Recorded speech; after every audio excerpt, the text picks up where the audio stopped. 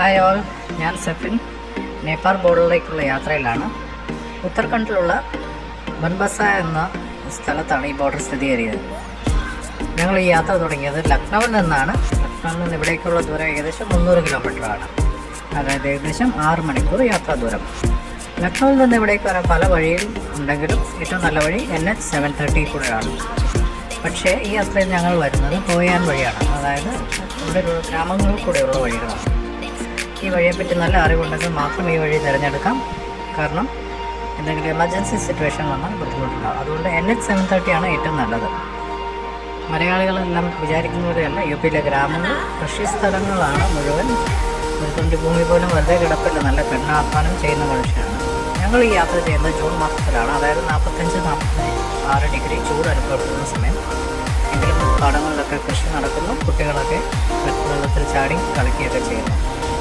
യാത്ര പോകുന്ന വഴിക്ക് നമ്മൾ പല ടൈഗർ റിസർവ്സിലൂടെയാണ് പോകുന്നത്. ഇപ്പോൾ നമ്മൾ യാത്ര ചെയ്യുന്നത് ദുധുവ നാഷണൽ പാർക്കിൻ്റെ പാർട്ടിലൂടെയാണ്.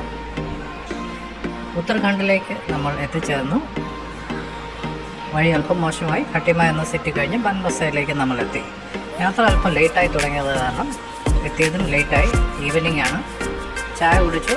എന്നിട്ട് നമ്മൾ ബാരേജിലേക്ക് നടന്നു നീങ്ങുകയാണ്. ഈ ബാരേജിൻ്റെ പേര് ബൻബസ ബാരേജ് അല്ലെങ്കിൽ ഡാം എന്നാണ്. അല്ലെങ്കിൽ ഇതിന് ശാരദ ബാരേജ് എന്ന് പറയുന്നു. കാരണം ഇത് ലൊക്കേറ്റ് ചെയ്തിരിക്കുന്നത് ഷാർദ റിവറിലാണ്. നമുക്കിവിടെ നമ്മുടെ കാറൊക്കെ പാർക്ക് ചെയ്യാനുള്ള സ്ഥലങ്ങളുണ്ട്. ഇവിടെ പാർക്ക് ചെയ്ത ഫ്രീ ആണ്.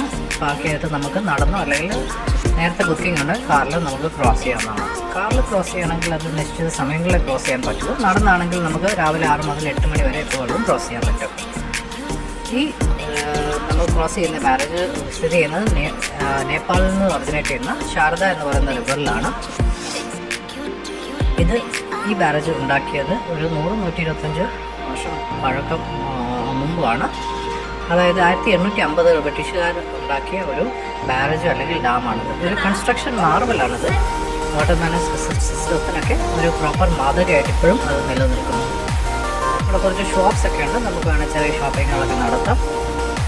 8-9 കിലോമീറ്റർ ഇവിടുന്ന് മുമ്പിലേക്ക് പോവുകയാണെങ്കിൽ മഹേന്ദ്രനഗർ എന്ന് പറയുന്ന നേപ്പാളിലെ ടൗൺ ഉണ്ട്. അവിടെ പോയി ഷോപ്പിംഗ് ഒക്കെ ചെയ്ത് നമുക്ക് തിരിച്ചു വരാൻ സാധിക്കും. നമ്മൾ ഈ ബാരേജിലൂടെ നടന്ന് നീങ്ങുമ്പോൾ നമുക്ക് പല കൺസ്ട്രക്ഷൻ കാര്യങ്ങളൊക്കെ കാണാൻ സാധിക്കും. ഫോർ എക്സാമ്പിൾ, ഈ കാണുന്നത് ഒരു ട്രെയിൻ. അന്ന് യൂസ് ചെയ്തിരുന്ന ഒരു ട്രെയിനാണിത്. ഈ കാണുന്ന വഴിയിൽ കൂടെ ട്രാക്കിൽ കൂടെയാണ് ഇത് അപ്പുറത്തേക്കൊക്കെ സാധനങ്ങളും ആൾക്കാരെയും ഒക്കെ കൊണ്ടുപോയിക്കൊണ്ടിരുന്നത്. ഇപ്പോൾ അത് യൂസ്ലെസ് ആണ്. അതവിടെ ഒരു എക്സിബിറ്റ് ചെയ്ത് വെച്ചിരിക്കുന്നു. ഈ കാണുന്നതാണ് ശാരദ റിവർ. ഇതിൻ്റെ കുറുകെയാണ് ഈ ഡാം നിർമ്മിച്ചിരിക്കുന്നത്. നമുക്ക് ഈ നടന്ന് ക്രോസ് ചെയ്യാവുന്നതാണ്. വാഹനങ്ങളൊക്കെ സൈഡിൽ കൂടെ വരും. എങ്കിലും ശ്രദ്ധിച്ച് നമുക്ക് നടന്ന് ക്രോസ് ചെയ്യാം. എപ്പോഴും നമ്മൾ ക്രോസ് ചെയ്യുന്ന സമയത്ത് നമ്മുടെ കയ്യിൽ ആധാർ കാർഡ് ഉണ്ടോ എന്ന് സൂക്ഷിക്കണം. കാരണം അത് ഒരു അത്യാവശ്യമായിട്ടുള്ളൊരു കാര്യമാണ്. ആധാർ കാർഡ് ഉണ്ടെങ്കിൽ നമുക്ക് ഈസി ആയിട്ട് നമുക്ക് ഇതുവഴി ക്രോസ് ചെയ്ത് പോകാം. ഇമിഗ്രേഷൻ ഓഫീസേഴ്സും SSB ആണ് ഇവിടെ കൺട്രോൾ ചെയ്തിരിക്കുന്നത്. പക്ഷെ നമുക്ക് ഫ്രണ്ട്ലി കൺട്രി ആയതുകൊണ്ട് നേപ്പാളിലേക്ക് ആധാർ കാർഡ് യൂസ് ചെയ്ത് നമുക്ക് നടന്നു പോയി തിരിച്ചു വരാവുന്നതാണ്.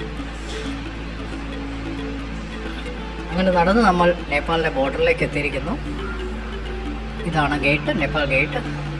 ഇത് ഇന്ത്യയുടെ സൈഡാണ്. മറു സൈഡിലെ നേപ്പാൾ.